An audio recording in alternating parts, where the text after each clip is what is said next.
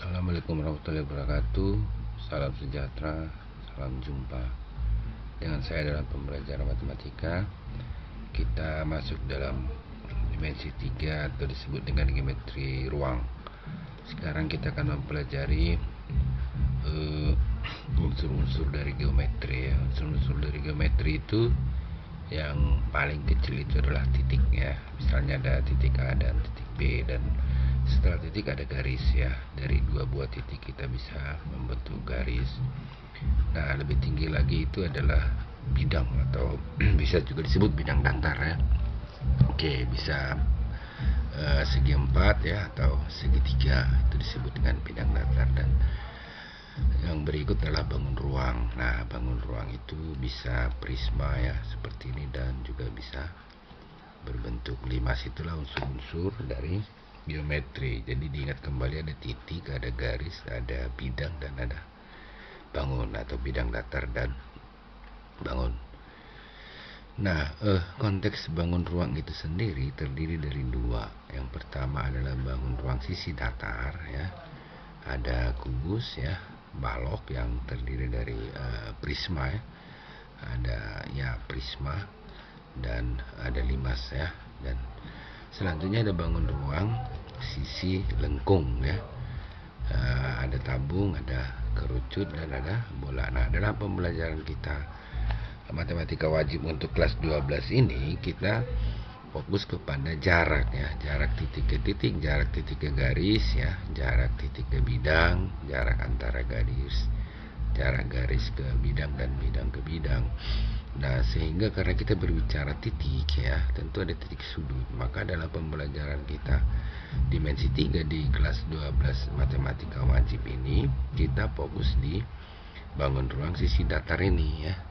Yang menjadi contoh-contoh dalam perhitungan-perhitungan itu kebanyakan kita gunakan adalah kubus, balok, prisma, dan limas ini ya. Ya, karena sisi lengkung itu tidak memiliki titik sudut. Nah, sebelum kita melangkah kepada persoalan jarak, kita pahami dulu ya kedudukan dari unsur-unsur geometri tersebut. Pertama adalah kedudukan titik terhadap garis. Nah, kedudukan titik terhadap garis itu ada dua ya. Titik terletak pada garis dan titik terletak di luar garis. Nah, kalau ini titik terletak pada garis seperti ini ya, dimana titik A ini terletak pada garis K, dan titik terletak di luar garis itu dimana kita perhatikan titik A ini terletak di luar garis K. Oke, untuk lebih memahami kita masuk ke contoh ya. Perhatikan kubus ABCD EFGH yang ini ya. Oke, misalnya titik A terletak titik-titik rusuk AE, maka kita cek dulu titik A.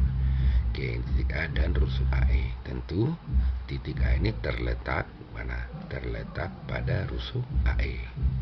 Oke, berikutnya titik B terletak titik-titik rusuk DH ya. Oke, kita cek titik B ini ya. B dan rusuk DH, ini DH. Oke, jelas ini rusuknya atau garis DH. Sini titik B. Maka titik B ini terletak di luar ya, di luar rusuk DH. Oke, berikutnya titik C terletak titik-titik diagonal AC. Kita cek dulu titik C itu yang mana. Oke, titik C dan diagonal AC. Oke, diagonal AC. Jelas ya bahwa titik C itu terletak pada diagonal AC. Oke, berikutnya titik H ya, terletak titik-titik diagonal AG. Mana titik H? Ini ya. Dan diagonal AG yang mana? Ini ya, diagonal AG. Oke, jelas di sini bahwa titik H itu terletak bagaimana? Terletak di luar diagonal AG gitu ya. Ini adalah kedudukan titik terhadap garis. Oke, kita lanjut sekarang adalah kedudukan titik terhadap bidang. Dalam kedudukan titik terhadap bidang itu, titik terletak pada bidang dan titik terletak di luar bidang ya. Oke, kita masuk pada contoh, misalnya kembali kubus tadi. Misalnya titik A terletak titik-titik pada bidang ABCD. Oke, titik A kita cek yang mana? Oke, ini ya, titik A ya. Oke, bidang ABCD, ini bidang alas ya. Jelas bahwa titik A ini terletak pada bidang ABCD. Oke, contoh berikutnya, titik E terletak titik-titik bidang BC GF. Oke, kita cek dulu titik E mana. Oke, bidang BC GF ini ya, bidang BC GF. Oke, jelas ya bahwa titik E ini terletak di luar bidang BC GF. Ya, selanjutnya titik H ya, terletak titik-titik bidang BDHF. Oke, titik H ini ya. Oke, kita cek titik H. Oke, bidang BDHF ini ya, BDHF. Jelas ya bahwa titik H itu terletak pada bidang BDHF ya.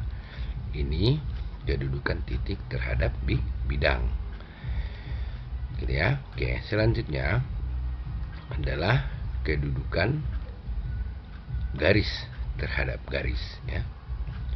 Nah, dalam kedudukan garis terhadap garis itu ya, ada garis yang sejajar ya, garis sejajar terhadap garis, ada garis berpotongan terhadap garis, dan ada garis bersilangan terhadap garis yang lainnya gitu ya. Agar lebih memahami, kita masuk pada contoh lagi. Kembali kepada kubus ABCD EFGH tadi. Oke, garis AD dengan garis FG. Kita cek garis AD ya, dan garis FG. Nah, bagaimana kedudukan kedua garis ini? Berarti jelas ini ya bahwa garis AD itu sejajar dengan garis FG ya. Artinya kalau ditarik sampai sejauh manapun, kedua garis itu tidak akan pernah berpotongan gitu ya. Oke, berikutnya garis BF titik garis EF. Mana garis BF? Oke, ini ya, dan garis EF sini. Oke, udah jelas ya bahwa kedua garis ini adalah garis yang berpotongan. Jadi garis BF itu berpotongan dengan garis EF, perpotongannya di titik F. Bisa dipahami ya. Oke, selanjutnya garis BC ya. Oke, garis BC titik garis DH. Nah, ini DH.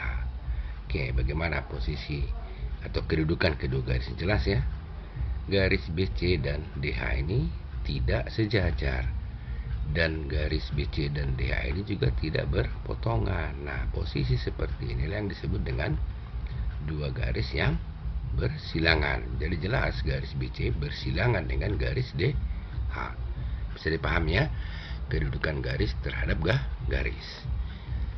Oke, selanjutnya adalah kedudukan garis terhadap bidang.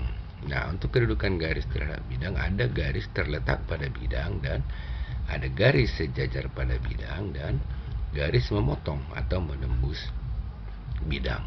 Jadi ada tiga ya. Garis terletak pada bidang, garis sejajar pada bidang, garis memotong atau menembus bidang. Oke, kita kembali kepada contoh. Kita ambil kubus lagi. Nah, misalnya garis HG titik bidang CDGH. Oke, kita cek garis HG. Nah, bidang CDGH yang mana? Oke, ini CDGH. Jelas ya bahwa garis HG itu terletak pada bidang CDGH, karena garis HG itu adalah bagian dari bidang CDGH ya. Jelas. Oke, berikutnya garis BC. Oke, BC dengan bidang ADEH. Oke, ini. Nah, kalau kita perhatikan, garis BC ini tidak terletak pada bidang ADEH, tetapi garis BC ini jelas dia sejajar ya. Sejajar dengan bidang ADEH ya. Kalau diperpanjang ini garis dan diperluas ini bidang, maka garis itu tidak akan pernah memotong bidang itu, dan garis ini tidak terletak pada bidang itu, sehingga kita katakan di sini bahwa garis BC itu dia sejajar dengan bidang ADEH gitu ya. Dan sebagai contoh berikutnya ya, garis FG. Mana FG ini ya, garis FG dengan bidang CDGH. Ini CDGH ini jelas ya, garis FG ini akan memotong ya, atau menembus bidang CDGH itu di titik G. Bisa dipahami ya. Oke, itu berarti garis FG itu memotong atau menembus bidang CDGH di titik G ya. Kita tulisnya memotong garis miring menembus. Nah, itu adalah kedudukan garis terhadap bidang. Oke, yang terakhir adalah kedudukan bidang dengan bidang. Nah, kalau bidang dengan bidang itu ada dua ya. Ada bidang sejajar dengan bidang lainnya dan satu bidang berpotongan dengan bidang lainnya. Sebagai contoh kita kembali ambil kubus ya, bidang BCFG. Oke, BCFG dan bidang ADH. Nah, kedua bidang ini bagaimana? Ya, kalau diperluas nih bidang ini, maka bidang ini tidak akan pernah saling berpotongan. Maka kita tulis kedua bidang ini bidang-bidang yang sejajar, gitu kan? Nah, itu bisa dipaham ya. Dan contoh berikutnya bidang ABCD, ya ABCD bidang alas ya, dengan bidang CDGH. Oke, CDGH di belakang sana. CDGH, bagaimana kedua bidang? Jelas ini kedua bidang akan berpotongan. Berpotongannya di mana? Di titik CD. Berpotongan ya, dia berpotongan di bukan di titik sorry, tapi di garis ya, di garis CD. Itu sebagai pendahuluan dari dimensi 3 ya. Jadi kita mengenal kedudukan dari garis ya, titik ya, kedudukan dari titik, garis dan bidang. Nah, dari setelah memahami kedudukannya, tentu nanti dalam pembelajaran berikut dalam menentukan jarak akan lebih mudah ya. Demikian pembelajaran kita untuk kedudukan titik, garis dan bidang. Mudah-mudahan bisa dipahami. Mohon maaf jika ada kekurangan. Terima kasih.